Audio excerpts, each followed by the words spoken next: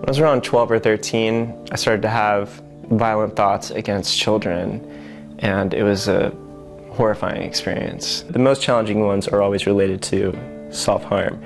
It could be me swinging from a ceiling fan by razor wire by the neck.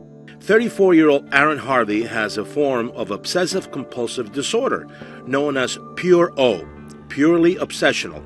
It's where logic is overthrown by nightmare-like thoughts caused by misfiring in the brain. There's such a pairing of terror that a person becomes manipulated to believe that there must be something wrong with them, there must be a danger, or that I might actually be capable of acting in a violent way.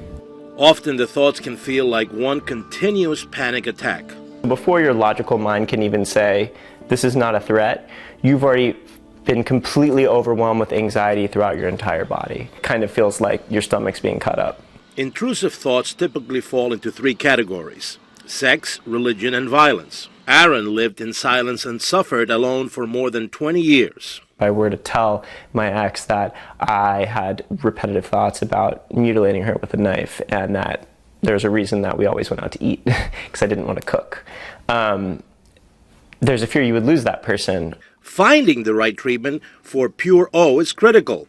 Psychologist Dr. Stephen Phillipson from the Center for Cognitive Behavioral Psychotherapy in New York says patients need to train their brains to accept the evil thoughts. He says exposure response prevention therapy, or ERP, can do just that.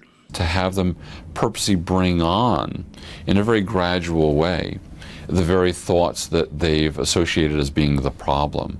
A study published in the Journal of Clinical Psychiatry reports 53% of patients who followed ERP showed significant symptom improvement. Aaron often ruminates about running someone over with his car, but after months of ERP therapy, he's learned how to react without anxiety. My exposure is to leave the car and drive.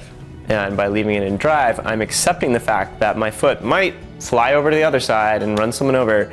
And as a result, I am devaluing that thought. In the U.S., about 20% of adults suffer from some form of mental illness each year. I could have lived a very different life over the last 20 years, a much healthier, much happier life.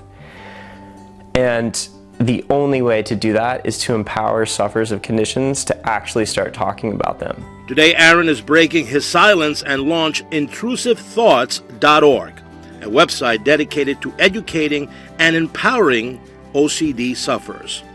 I'm Dr. Manny, Fox News.